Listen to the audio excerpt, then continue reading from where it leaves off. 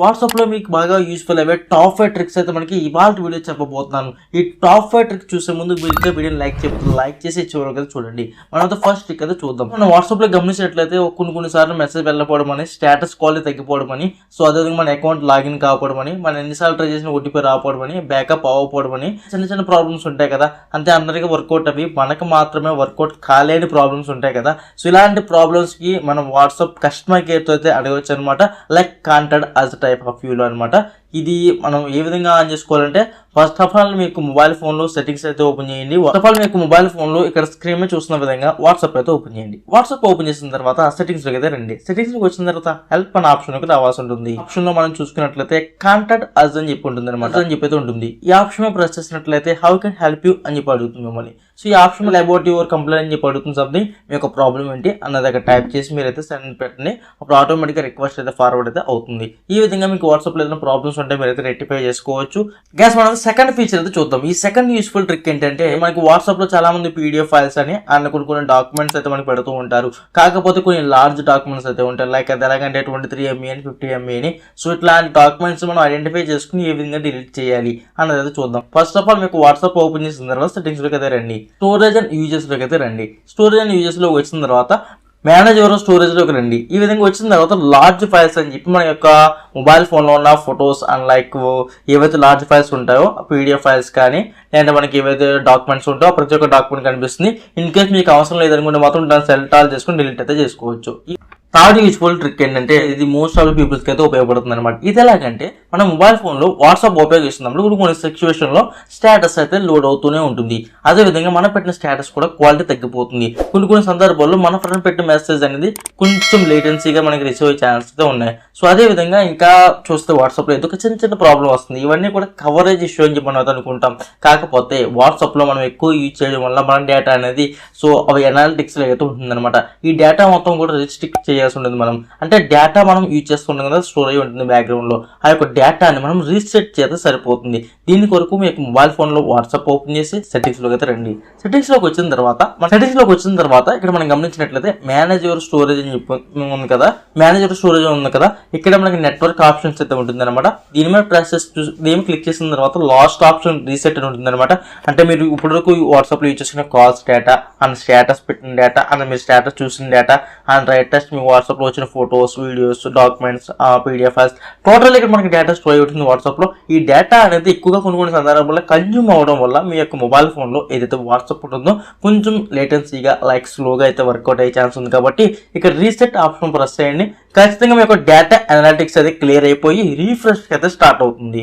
Feature అయితే చూద్దాం. ఒకప్పుడు మనం వాట్సాప్ లో ఏదైనా ఒక ఇంపార్టెంట్ ఫైల్ కానీ ఇంపార్టెంట్ నెంబర్ కానీ ఉందనుకోవచ్చు. అది ఎక్కడ మిస్ అవుతుందని చెప్పి మనం ఏం చేసేవాళ్ళం, మన యొక్క ఫ్రెండ్ కో లేదంటే మన యొక్క ఫ్యామిలీ మెంబర్స్ కో దాన్ని ఫార్వర్డ్ చేసేవాళ్ళం కదా.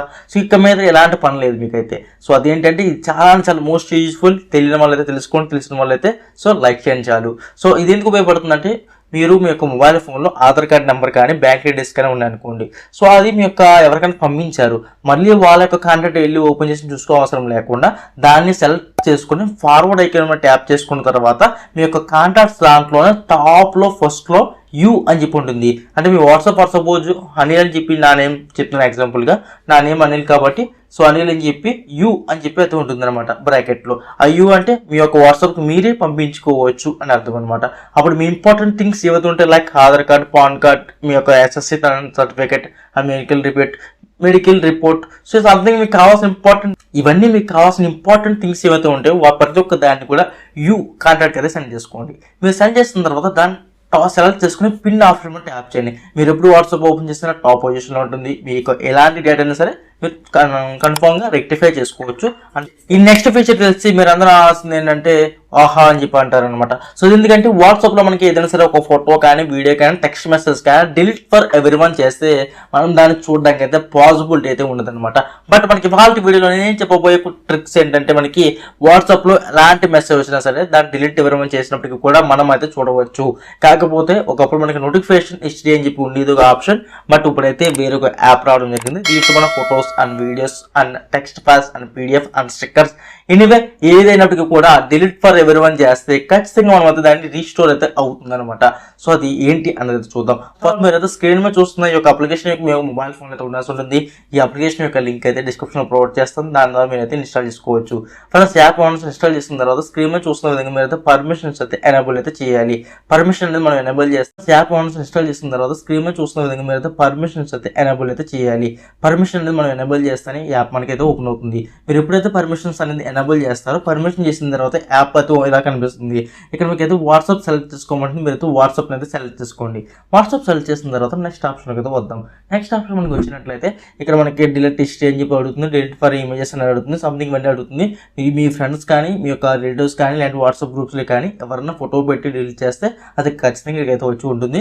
దాని ద్వారా మీరు దీని నుంచి డిలీట్ చేసుకోవచ్చు. ఎప్పుడైతే పర్మిషన్స్ అనేది ఎనేబుల్ చేస్తారో పర్మిషన్ చేసిన తర్వాత యాప్ అయితే ఇలా కనిపిస్తుంది.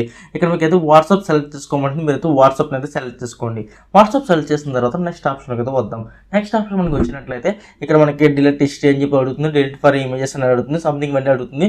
మీ ఫ్రెండ్స్ కానీ మీ యొక్క రిలేటివ్స్ కానీ లేదంటే వాట్సాప్ గ్రూప్స్లో కానీ ఎవరైనా ఫోటో పెట్టి డిలీట్ చేస్తే అది ఖచ్చితంగా ఇక్కడికైతే వచ్చి ఉంటుంది. దాని ద్వారా మీరు దీని నుంచి డిలీట్ చేసుకోవచ్చు, సేవ్ చేసుకోవచ్చు, ఎవరికైనా సెండ్ చేసుకోవచ్చు.